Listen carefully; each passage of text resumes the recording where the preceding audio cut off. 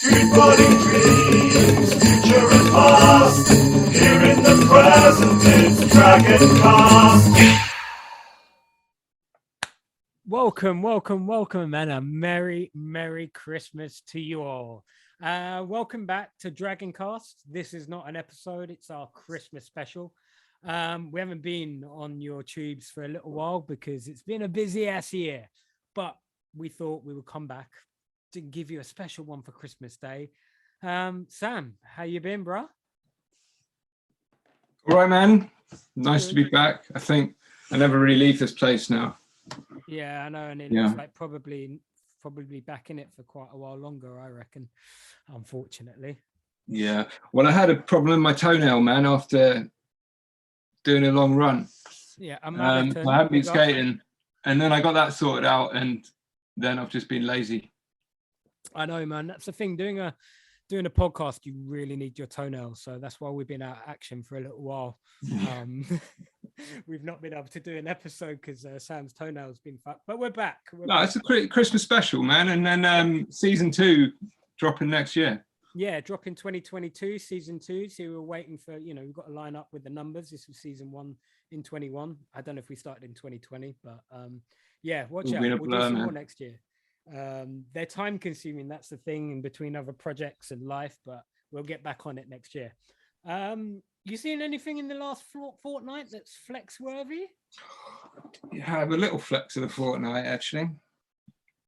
Let me bring that up again. So many of these could have been flex of the fortnight, but it's Siri from down in Cornwall, Kerno way. And what's he doing? See, I'm all about that little backside power slide, and then he does a no slide, some sort of magic dance on this curve, man. But the flex for me is that little sort of kind of switcheroo backside power slide in, gets the speed like right around the corner. Nice. Yeah, man, he kills it. If you haven't seen him, check him out. Seri Surf, I think it is.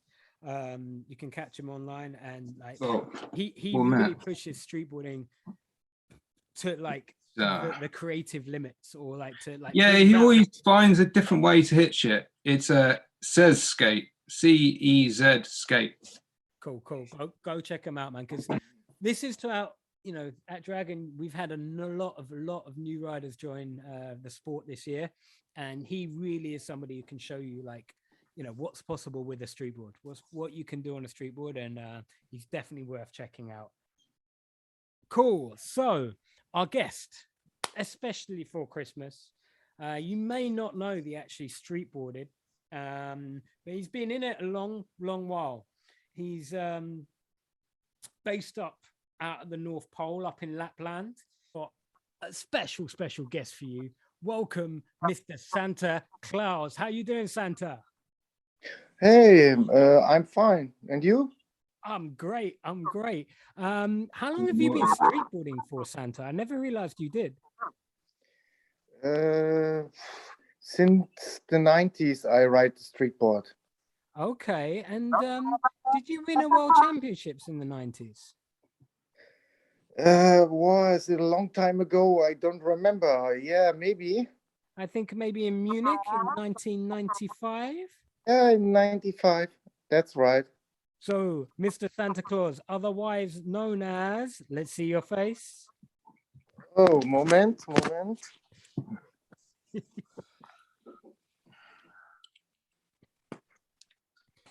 So, hey, Mr. Ingo Furter. Thank you so much for joining us, Ingo, and thank you for being here. How's it going, Ingo? You've got a little mini Santa beard underneath your Santa beard. Does that come up? Yes, I'm fine. Yeah. What's up to you? Not much, man. Not much. We're just rocking for you, man, for Christmas special. We've been planning this in our minds for over a year. I thought it would be great to do it, to have you Christmas special. And then zero preparation. Yeah. So we made it. Yeah, we made it. So, bro, like, let's get into it. For those who don't know, we've had a lot of new streetboarders start this year. When did you start streetboarding? Like, and you were one of the original snakeboarders back in the day. Wow, before 90s, a little bit before. I don't know. I don't remember. No, how did you start? How did you get on a snakeboard? I've seen it at a big fair in Nuremberg. So it looks fun, and I tried it. And also I met Michael Ritter. Yeah, that was the beginning. Cool. Who was Michael Ritter?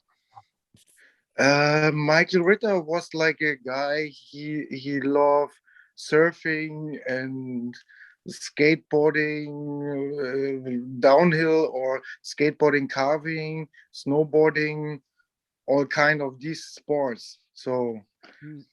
And what was his involvement with snakeboard? What? What was his involvement with snakeboard? What was his connection with snakeboard? I think he's seen it in South Africa, or I don't know, and then he tried to sell it in Europe. I think this was the beginning of the streetboarding in Germany. So he was like an importer or a rep for... Yeah. He was an importer for also for snowboards from Italy, and I don't know, some surfboard stuff. So yeah. Did he put you on the team, or what? How old were you then? What?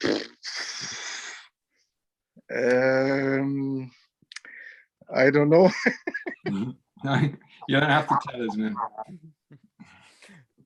Cool. Now I'm 50, so short to next year I will be 50. So guess how long it is? Yeah. A long time ago. A long time ago. I skate only a short time.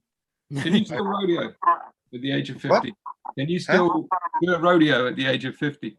Yeah, I did the rodeo 3 weeks ago in the indoor skate park in Oldenburg.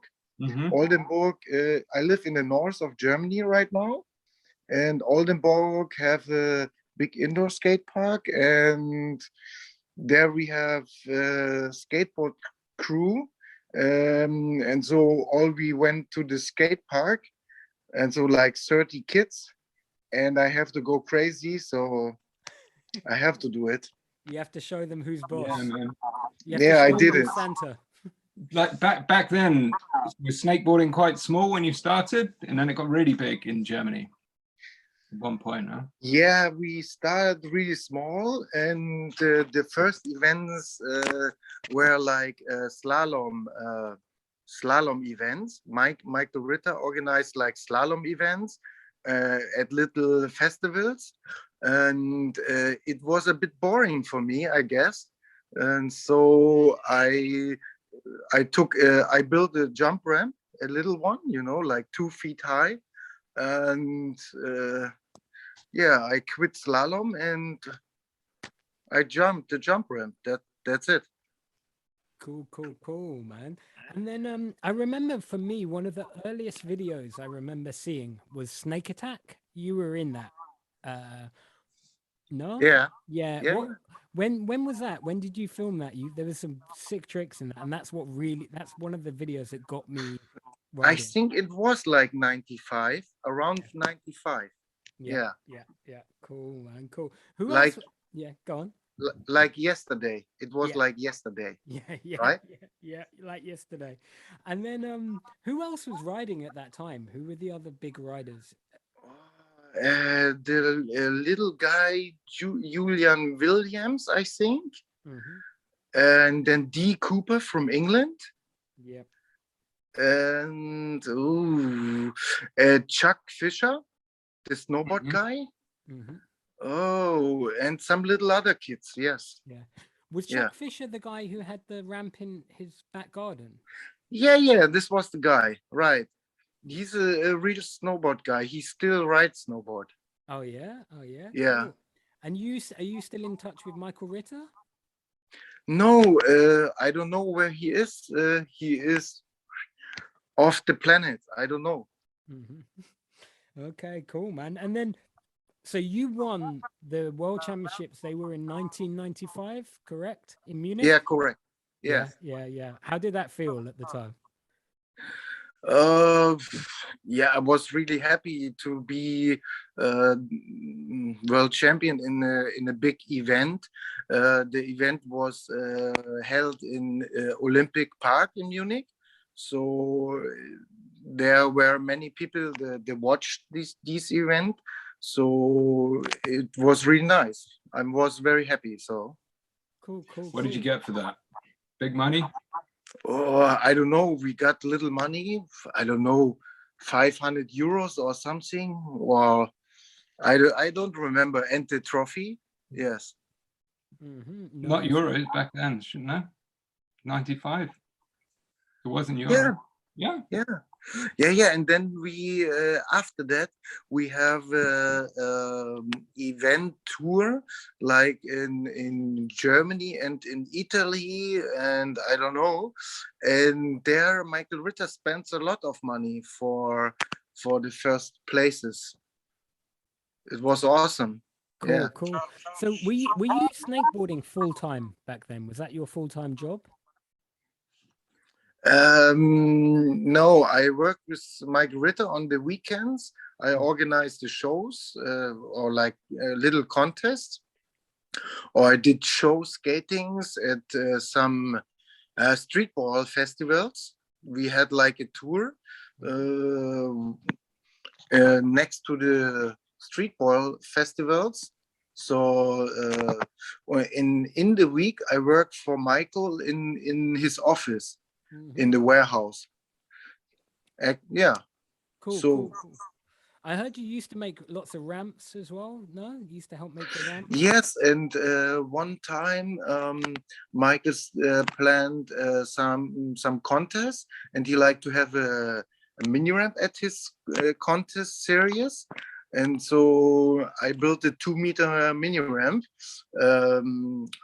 Yeah, I'm a metal worker normally, so it's my job to weld metal and stuff like that, and it was a big job, and I made like in 4 weeks with one other guy, Harald. I made the mini ramp with him, in 4 weeks. Cool. Now I remember your mini ramp run in the 95 Worlds. That's on a video called Totally Committed, I think. Man, we watched that so much.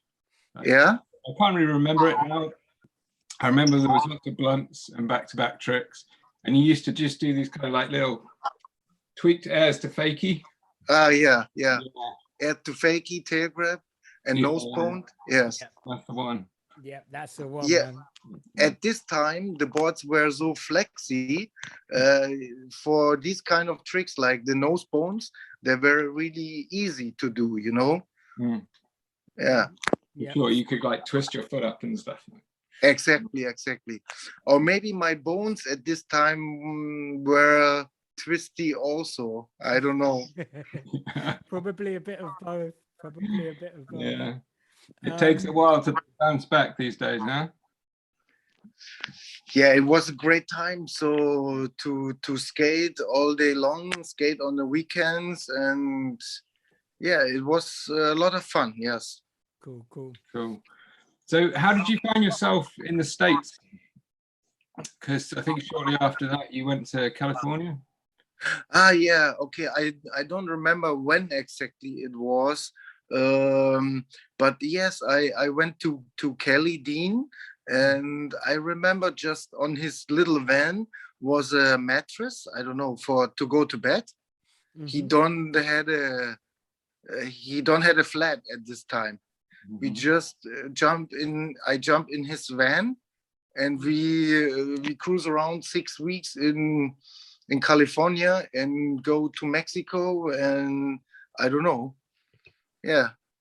That was that so that footage ended up in like my favorite streetboard snakeboard video ever in Disturbed. And the end of your section, like, I mean, that's got so many classic parts in it, but the end of your section, you do a board slide down a handrail on the old school snakeboard bar. On the skinny bar, yeah. Man. How many tries? Was that first try you landed it? No, this was not the first try, but I don't know. It was the second or the third try, and then I landed. I don't want to give so many tries. I don't want to hit my ass off so bad. So I told to myself, please land the trick right now. Yeah. That So- blew my mind. That blew my mind. And still also does. with Kelly, there was my first handrail. It was like a 20 feet long handrail, but no stairs on the left or on the right side, just a concrete way. There it took me, I don't know, 50 tries to land it. Man. What There's boards were you there's riding? one still image Sorry. from I don't know if it was in Disturbed, but it was from that time because you had your board painted gold, spray painted gold, which we thought was so cool. But there was one because we didn't have the internet then, man. We don't have what kids have these days with reels and fucking Instagram and like constant content. So like I just had one picture of like you taken from below and you're doing a melon. And you got like 3/4 inch shorts, owning it right out. Man, I used to look at that like so much. It was like dog-eared. I wish I still had it. But that's what really like excited me about snakeboarding in the first instance. Yeah, thanks. Yeah, Thanks. yeah, really. What made me want to do it. Just that one still picture of you doing a melon somewhere in California. I don't know. I tell you what, I think I have the banner, a big banner of it in the cellar.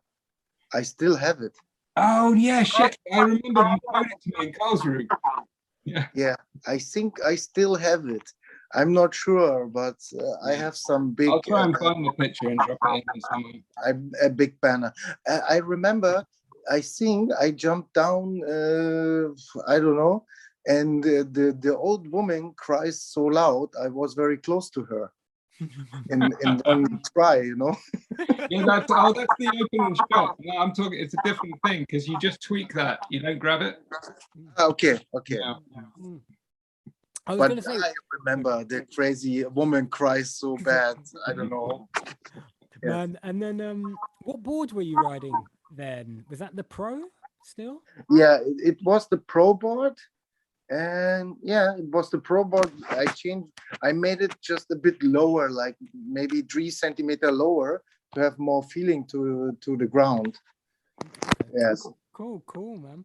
And then, dude, in that video, there's one famous part of you saying these words that everybody says about. Okay. I see it now. Yes, please, if you could, just for us. Slides and grinds. Oh, this. Awesome. Thank you.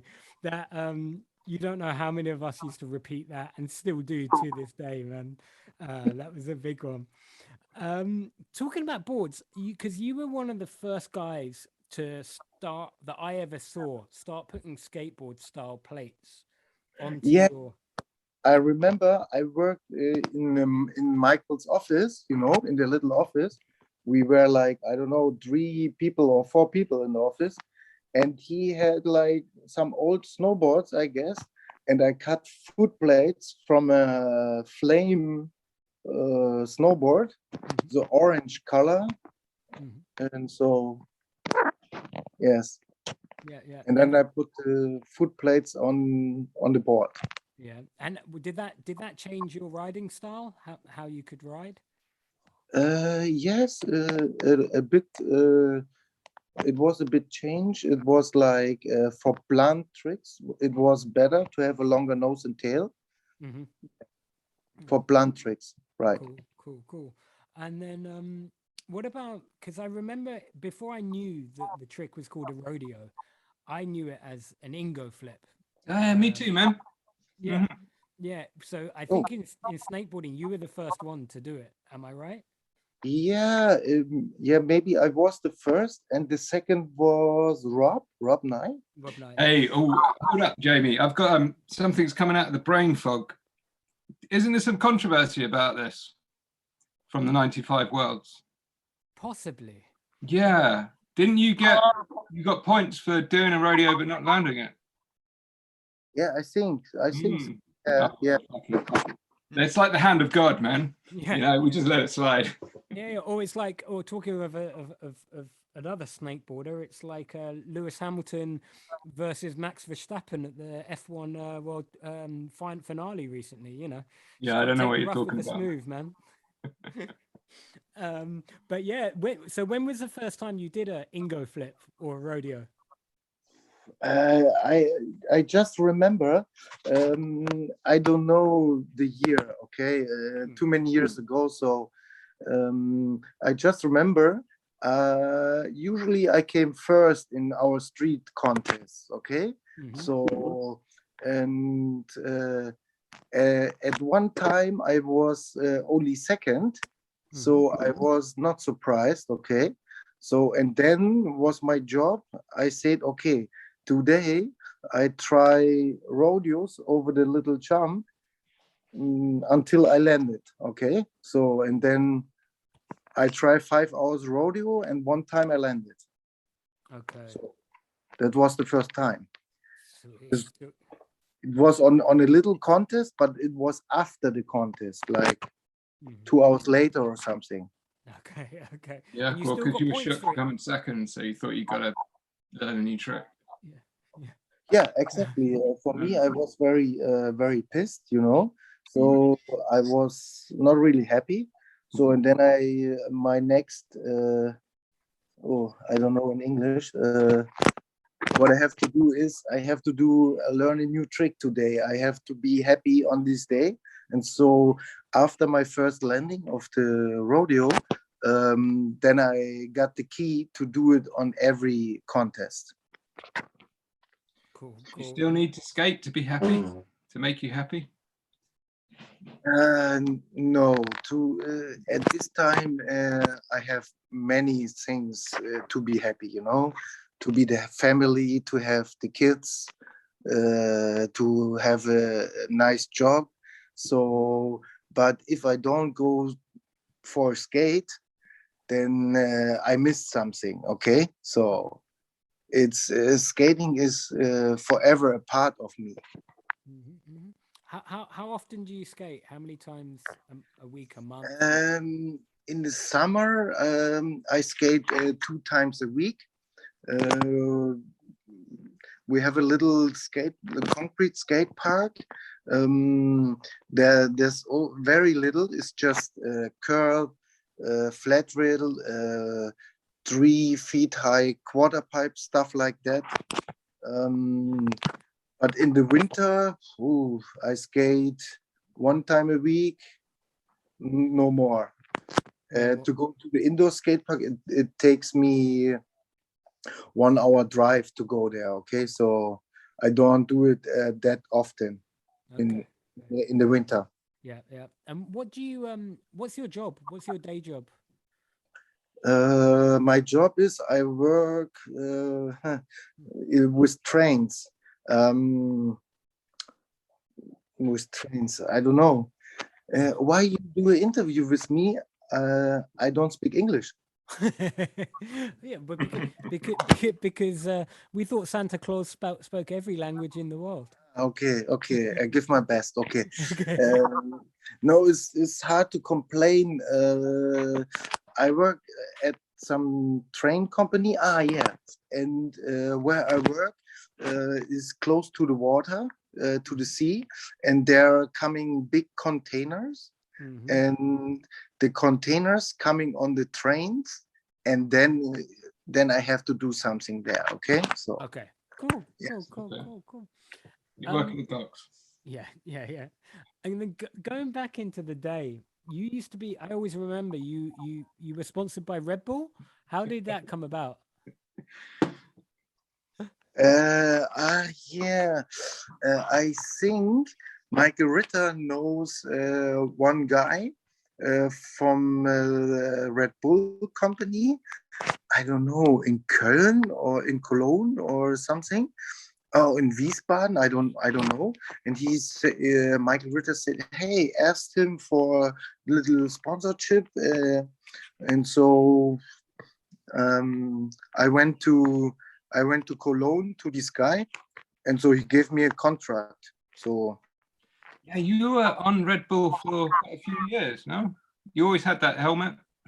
yeah, I was there, I don't know, 3 years, 5 years at Red Bull, and they paid really good. This was a really good sponsorship, and I get, I don't know, many Red Bulls for free. So they sent me every 4 weeks, like 100, 200 cans of Red Bull, and some of the Red Bulls I give away, you know. I cannot drink so many Red Bulls, you know. No, you shouldn't do that. No, I took some like 10 cans to the skate park and give it to the other skaters, and so had a good time. You had a shoe sponsor at one point, yeah? The BK shoes, yeah. Okay, yeah. They're still in it. This was like in Munich. There is every year the ISPO, the sport exhibition, and I met one lady from England. So and I asked for a shoe sponsoring. She said yes, okay, and it was so much fun. See, this girl sent us, I don't know, to Wien to an exhibition or something, to make like a model show with the BK shoes. I don't know. Yeah, it was fun, and I was in England in the big office by the BK girl. I don't know. Yeah. Oh man, you've traveled the world. What's been your favorite trip? Your favorite streetboard trip you've been on?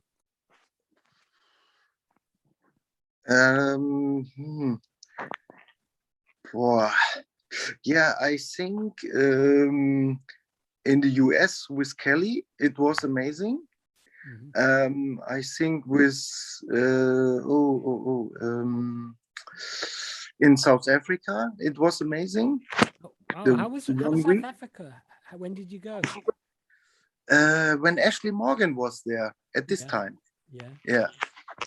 And it was in South Africa. It was so hot. You can skate only at night. I don't know, 40 degrees. It was too hot. It was too hot. Were there lots of snakeboarders there then? Were there lots of people snakeboarding? Where, in South Africa? Yeah. No, just few people. No, and also the racismus were really big there. The what? And I thought there's a big gap between rich people and poor people. So in South Africa, and not everybody have the choice to say I want buy a skateboard. You know. Some people are so poor they don't have enough money to do these kind of sports. Okay. And in Japan, I was 1 week in Japan, in Tokyo. It was also really cool. There I met Eric Costin from Girl Skateboards. Yeah. And he jumped in the one girl video. I'm in the end of this video, and I were on the stairs, and Eric Costin and few team riders of him, they made ollies over me, over the stairs and over me. End of one girl video. Oh really? Oh, yeah. Which girl video? Wow, I hope I find it. Yeah. Which one? I don't remember. It's so long ago. It's in the end where the written what rider, what they are doing, and then in the end it comes. What was I going to say? Oh man, I remember I came to your I stayed at your house me and Steph did in, God, I think it was the year 2000. Well, In actually, the Dachau. first night we were meant to pick us up from the airport, and we slept in Yeah. the airport. Yeah, yeah. But then I remember in your house you had a chair made out of snakeball bars.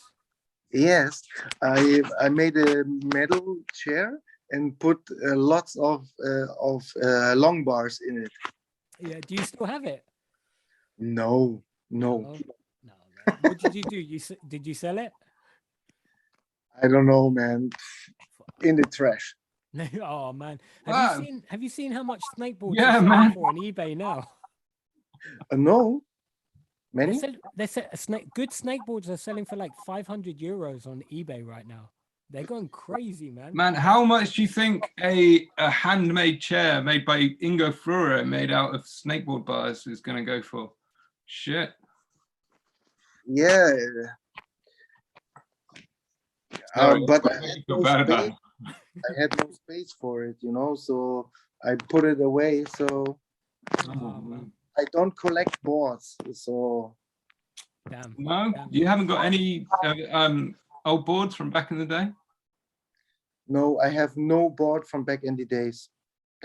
Just one Ingo's Girls board, Anderson 1.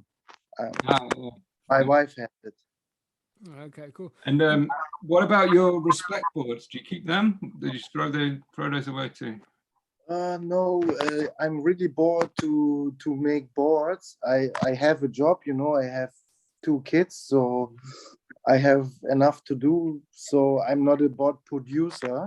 So But do you have some of the old models that you made? Because you rode a lot of respect boards back in the day. I have few parts. Like I have some foot plates, self-made foot plates, but I have only separately parts, not a complete respect board. Cool. And I'm really happy with the Dragan boards. So You like it? You like it? I think it's the best board at the moment on the market. And imagine I'm not very light. Okay, so in 1 year I didn't broke the Dragan bar. Is still my first board and still nothing broken.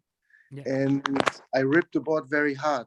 So Cool. Yeah, Yeah, no you do doubt. rodeos and everything, man. So yeah, in concrete parks, and if you have bad landings like on 540s and stuff like that, and so or bad landings in big rails, so and I don't know, I can break the bar. It's amazing. So cool. Thank you, man. It's a lot of work. I tell you that in the background. yes, I know. You know how hard it is to make board. It's it's tough. So there's so much that goes into it in the background. But cool. No, thank you. I'm glad that you're ripping the Dragon boards, man. I had another question lined up, but I can't remember what it is. It was to do with respect. So what was the story behind respect? When did you start making respect boards, and for how long? I think I start 2002 with the respect boards. I don't know. I made it to have my own design of the foot plates, own design of the bar, and I put some glass fiber in it to make it a bit stronger. So that was the reason to start. Making boards by myself. Okay, cool. Man. Not to be rich. Not to be rich. No, I don't think anybody starts a streetball company to be rich. They do it for the love, no? Exactly, man. I mean, I remember one of my best moments in streetboarding was when we were in Scotland. Me, you, Sam, I think Steph, and we were sharing the cabin, and the event was cancelled. But we got to spend 2 nights with you in the cabin, just drinking and listening to your stories. And I mean, for us, obviously you are a legend of the sport, and to spend that time with you was just incredible. I love those days, man. Hey, Hey, but you remember the crazy contest in the tent in Warsaw by Piotrek? Which contest? Yeah, Warsaw. Yeah, in Warsaw. Yes. Oh yes. Yeah, yes. it was cold and miserable, but in a beautiful way. This was a very good event. Yeah. Not the ramps and not skating in the -10 degrees tent, but the parties, I think, huh? The parties No? were fun. That was when we met some girls and No, I never met girls. no. But somebody had come up to them, and I spoke to one of them. They were like, "Who are you?" I was like, "I'm Jay. I'm 24. I'm from London." And they were like, "This guy said he's Jay, 24 from London," and I'm sure that guy looked like you, man. Hey, no. I said I'm Thomas. Ah, you're Thomas Gilbert. Yes. Kinley, yeah. Yeah. Oh man, those were the days. Who are you skating with nowadays? Just by yourself, or any other streetboarders up there? Right now, no. Here in the north, no streetboarders around. No, I skate with skateboarders. Always with skateboarders. Cool. And you got into your skimboarding, no? Yes, I live in the north, so we have a nice beach here, and skimboarding is so much fun. I will send you a video in the summer, okay? Okay, please do. Yeah. Please do. Cool. But I'm really bad in skimboarding. No. Don't watch me. We all watch you, man. We all watch you. No, never, please. Forever, man. No, I'm just impressed that you're still throwing down rodeos and you're 50 next year. I'm 40 next year and I've never done a rodeo. So, you know. Yeah, but you don't need a rodeo. And I think rodeo for me is not my favorite trick. For me, it changed really often. Depends what skate park is close to my house, you know. So right now for me, I trying backside nose grinds on the flat rail, but very long to lock in really. I'm really bad, so I want to do it longer, like 20 feet long, or I don't know. So it changed in the time. All the tricks, what I try. What is your favorite? Yeah. Are you still riding metal trucks, or if you got those Dragan trucks? I ride the plastic trucks. In the one skate park I skate, there is a concrete curb. There's no metal edge, no metal edge. So with the metal trucks, I stick in. Yeah. And with the new plastic trucks, it's awesome. I love it. How did it feel for you? Did it feel like kind of a bit of a throwback for you? But did it remind you back in the day when you were skating plastic trucks? It's the similar feeling to the pro board. Yeah, back in the days. Cool. And just got to get that twistiness back. Yeah. The twisting is not back, but the grind feeling is like on the pro board back in the days. And the plastic tracks are very light, so that's very important for me. I don't want heavy Ingo boards anymore. Yeah. But that's the thing for me. You make it lighter, you move your center of gravity upwards, so you control the trick, not the board. When you have heavy board, it leads the trick. In Oldenburg, in the indoor skate park, there's a huge BMX fun box and jump boxes and spines. And now with the plastic tracks, I fly, I don't know, 2 feet higher, just for the weight, you know. So I think it's also important to have a light board. Yeah, definitely. And then actually, I think you've just ordered, and they might be released by now, and if not, I'm announcing it, and Brinton's going to kill me, our new plastic trucks, the SLTs. I can say nothing, but I ordered 2 pairs of trucks, and in Brinton says in couple weeks he will send me. I'm just waiting. We've been testing them for like, it's taken us almost a year designing and testing them. But Oh, Steph really? has been designing them, and we've tested lots of different options. And actually, my board with them got stolen. So somebody stole my board with the trucks on it. But you know, the thing I always say is a stolen street board is another street boarder in the world. So it's a good thing. Exactly. So Yeah. not too bad, huh? Yeah. Cool, man. What's just quickly, so what's who's your favorite rider to watch? Who do you think in the world is your favorite rider, except for yourself? Oh, I don't know. It depends what style you like. You know, like I think in the bowl, Serge is really good. Yeah. And in street, in the rails, I think Thomas Kingle is also really good. Yep. Yes. Yep. And then I don't know, man. It's a bad question for me. I think Thomas, people. And in Spain, Alex Villanova Yeah. has also a great style, you know. So Super slow and style. and also all the Spanish riders have the style in the veins. Yeah. So yeah, definitely, man. I mean, I think I was going to say Thomas Kienle. A lot of people kind of think of him as like a a vert and ramp skater traditionally, but his street is insane. His street tricks are crazy. And his friend also, it's great. Mario. Mario is also great. Yeah. His friend, the world champion. His friend. I love it. PK kills it in everything, man. Thomas is the best in bowl, in the street, in the mini ramp, whatever. And also Gotthard have a special style to push the board, but his technical tricks are also amazing. Yeah, on the curbs and rails, unbelievable, no? Yeah, definitely. Cool, man. Cool.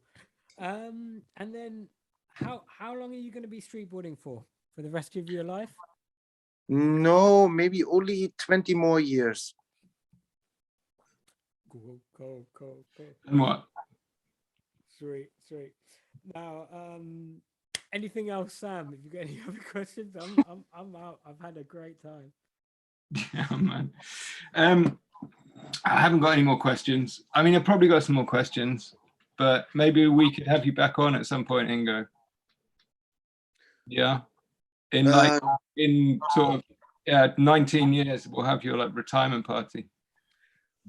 I think I think skating is good for you. You can invent new tricks. You can go invent new tricks, try new stuff, and it's always fun, and it's never ending. You know, you have always something to do. Yeah, that's it. Yeah. Oh wait, hang on. I've thought of a question. 2 questions. Who's been naughty and who's been nice? What? That's what Santa does. He makes a list of who's been naughty and who's been nice.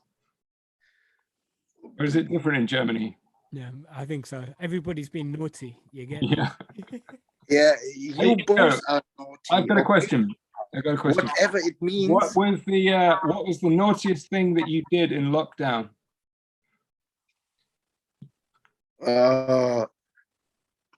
I never will tell you what I did, okay? Okay. That's the best, yeah. That's the best. Okay, cool. Ingo, now we're going to do very quickly. I'm going to ask you some questions and you have to answer as fast as possible. Okay, I've asked you a couple of them already, but okay. If you had to be stuck on a desert island, which streetboarder would you be there with? Sergey. Why? He can cook very well, so. Okay, I'll ask Mete about that. Okay, and then what's your favorite streetball video ever? Snake Attack. Cool. And from the 90s, who's your favorite snakeboarder ever? Rob Nye. Cool. In terms of when you were in the US, what was the biggest trick you ever pulled on that launch box in Las Vegas? Frontside 720. Who's who's the naughtiest streetboarder of them all? D. Cooper for sure. And who's the nicest streetboarder of them all? Alex Villanova. Yeah, he's a nice guy. Yeah. I think that's it. I can't think of any more, Sam. Nah. Cool. Ingo, it's been an absolute pleasure to have you on DRGNCAST, the Christmas special. I hope everybody there has enjoyed our Christmas gift to you, which is the streetboard legend, the 1995 second ever world snakeboard champion. Have you got any last words? Any thank yous? Man, I'd like to thank Ingo for setting me on the path back in the day with that little kind of dog-eared flyer. You know, this mystical guy doing the stylish fucking trick with the sprayed gold board, and you know, now we're making him dress up on the internet, and it's just funny how things turn out. Yeah.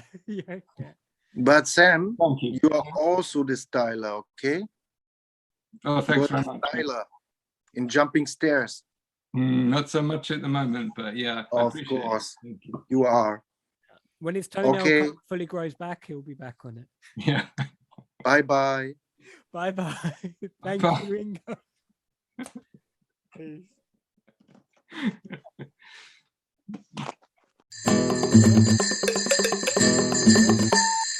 Streetboarding dreams, future and past. Here in the present, it's DRGNCAST.